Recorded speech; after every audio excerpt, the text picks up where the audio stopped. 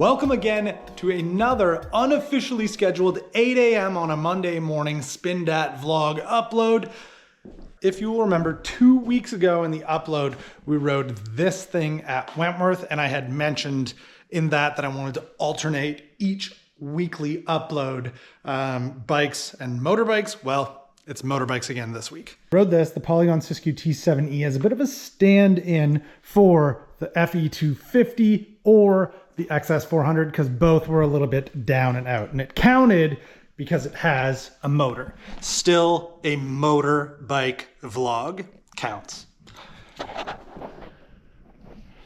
gonna switch to a bigger camera. So the FE is sitting here with some of its plastics off for basically just the simple reason of, well, while I have the bike up on the stand and it's immobile for a little bit while the rear wheel bearing gets done, just to check and see if there is any wiring harness in here that goes up to, say, the head tube or something, or even anywhere near the front brake lever, because as I mentioned before, I noticed that when you pull the front brake lever, it doesn't illuminate the brake light. So I sort of started looking around a bit in here, and this is not brake light harness. This is just literally a loop of cable for the speedometer, and there is nothing in here. It took a little bit of really confusing Googling that didn't give me a clear answer, and then asking like 2-3 people who've actually ridden enduro bikes in Canada that are blue plated, like road legal,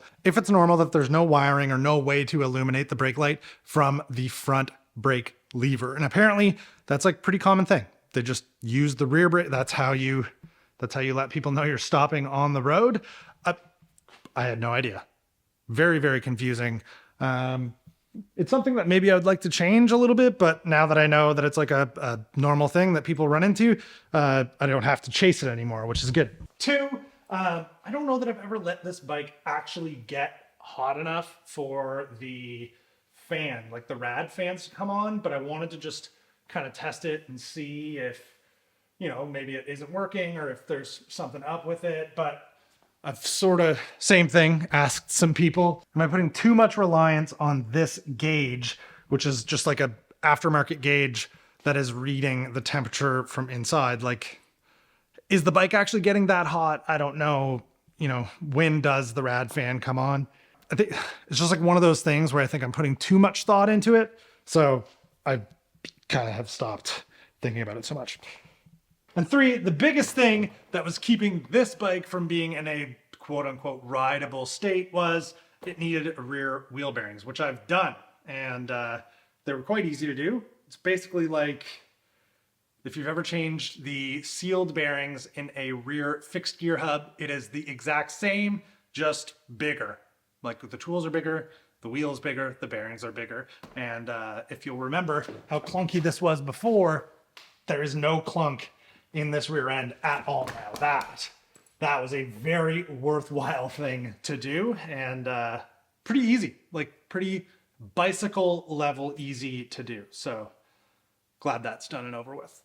This thing really coming together very much at a place where it's ready to have its plastics go back on and make like the odd adjustment on just where some of the stuff is to suit the way I ride this bike a little better, and then go play on it, go ride.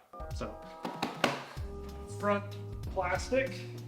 This would have been a really good opportunity to clean this bike really well. I didn't take that opportunity at all.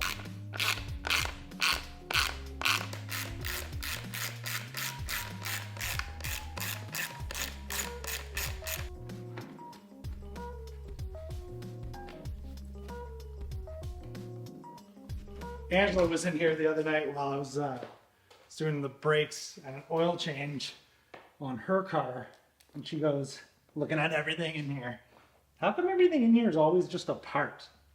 Like nothing's ever together, ever. I'm just like, okay, you just keep it here. One of these bolts for the seat is missing, so I'm going to use a brake, like a brake caliper bolt from a bicycle, which, you know, this is Torx head, and the brake mount is 5mm Allen key, so I'll be able to curse myself later for that. Assuming, of course, they're the same thread. And they are. Sweet. Making improvements every day. Okay. So the headlight and cowl was just kind of off.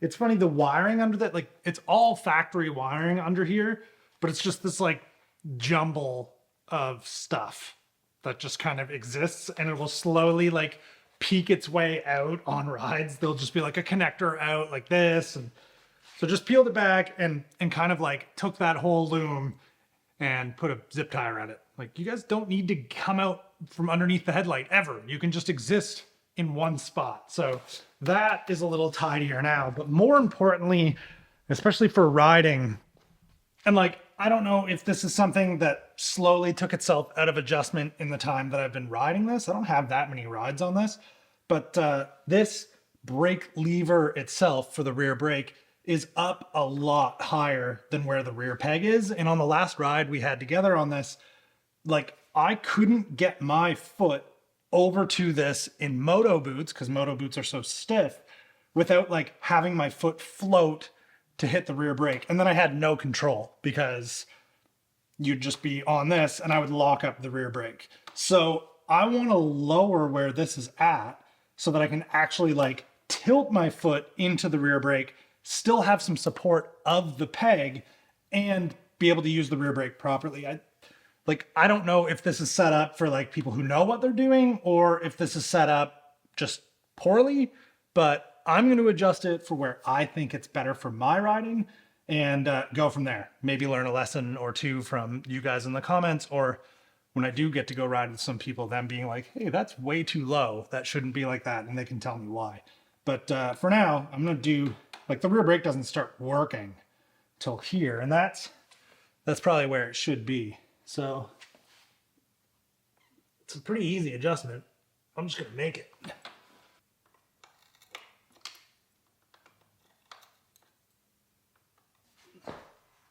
Yeah, that's quite a bit lower. There's still some, it's good. Just make sure the rear brake's not being actuated right now. And yeah, if it's all good, the rear brake light's not on, we're good.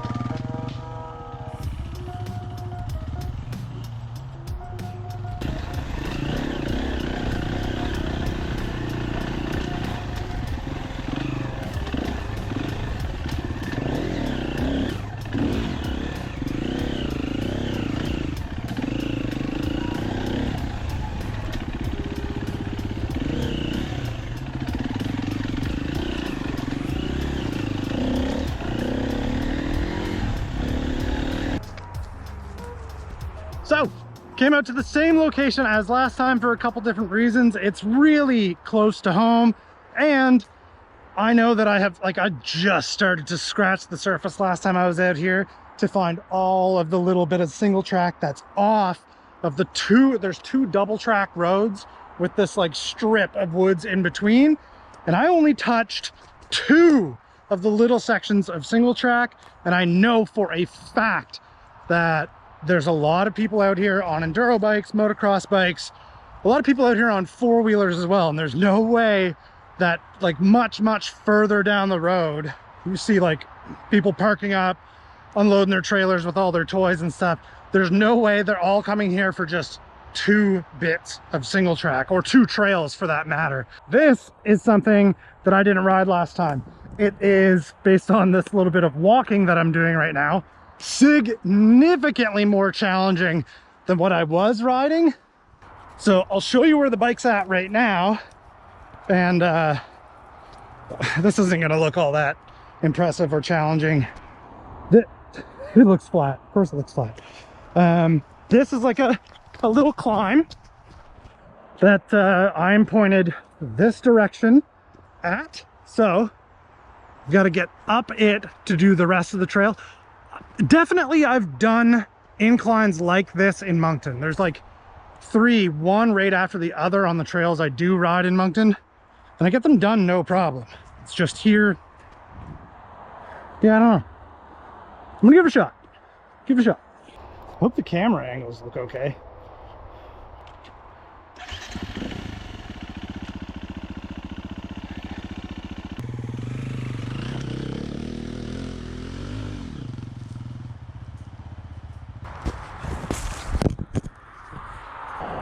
That was very amateur, but very fun. Okay, I want to find all the trails here. I want to find everything that connects and just start doing laps of it. It'd be sweet if I knew how to do like an easy turnaround, but I don't. Like, let's watch this. I'm gonna screw it up. And then you.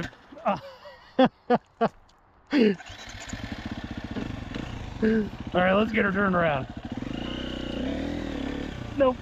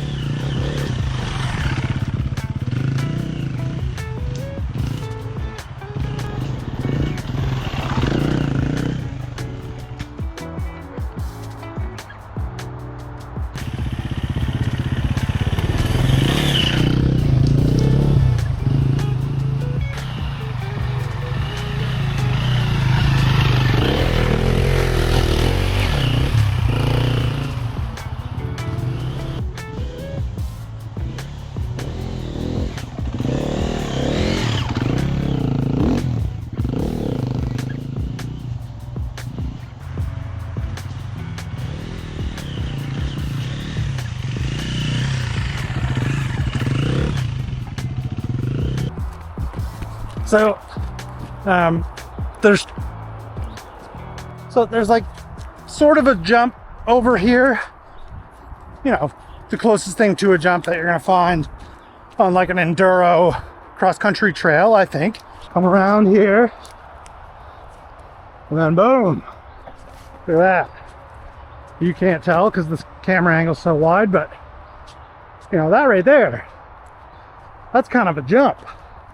It doesn't go anywhere. There's no landing unless you were good, but you would die. But this is probably one of the better lips that I've come across on a dirt bike yet. That it's not so short that it's really bucky and like scary. I'd like to have both wheels off the ground coming up this. Just land up here, bop, land.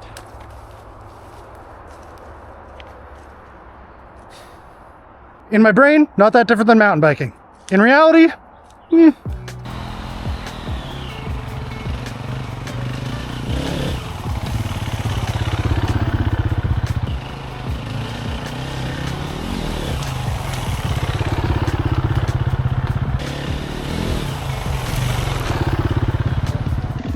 Yeah, that's right.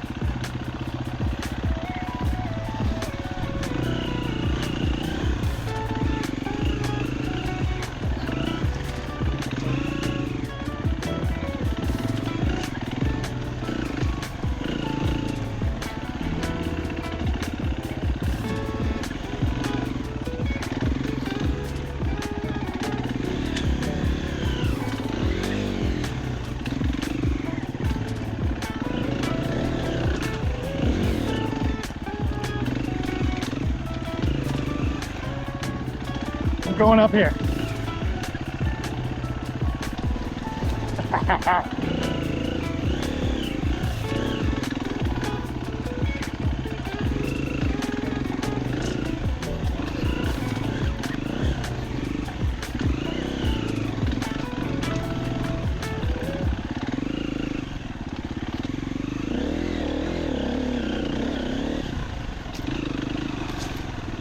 okay.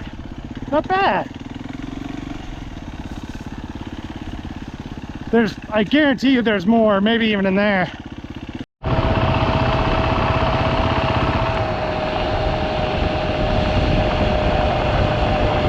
Happy to report the fan does indeed work. It's just, I never rode it hard enough and enough heat to actually get it to turn on. That's good. It's so funny how not that good at this I am. I know I've said it before, I'll say it again. You're always trying to, like, as a mountain biker, you're always trying to do mountain bikey things with this, and it does not do mountain bikey things. You got to use the motor. You can't just lift up over stuff. You got to use the clutch. It's just different. I think mountain biking probably does give me some like decent trail riding skill, but it definitely doesn't give me the knowledge and the skill to do what this needs to do to get over stuff, but I do love learning it.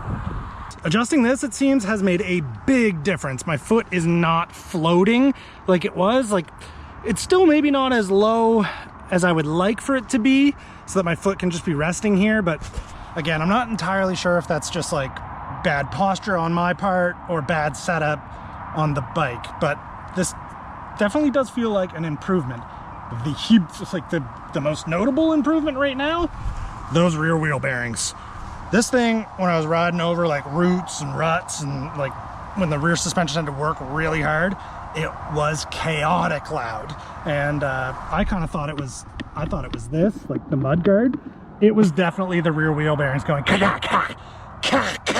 happy about this $35 fix that's on here now. It's made this thing seem a lot less clapped out. Just makes it seem that much better.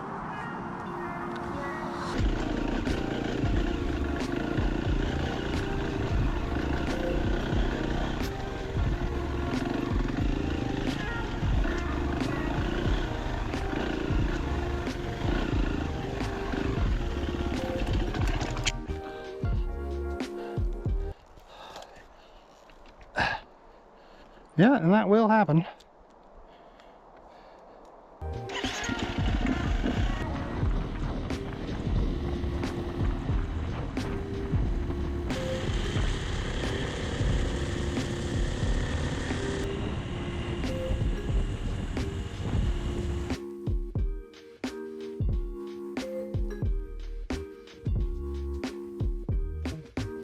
Okay, I'm gonna call that the conclusion to this week's unofficially scheduled Monday morning 8 a.m. upload. I'm gonna do an oil change on the FE now to ensure that it does last with the practice that I wanna do so that next time we take it out, that jump isn't so embarrassing.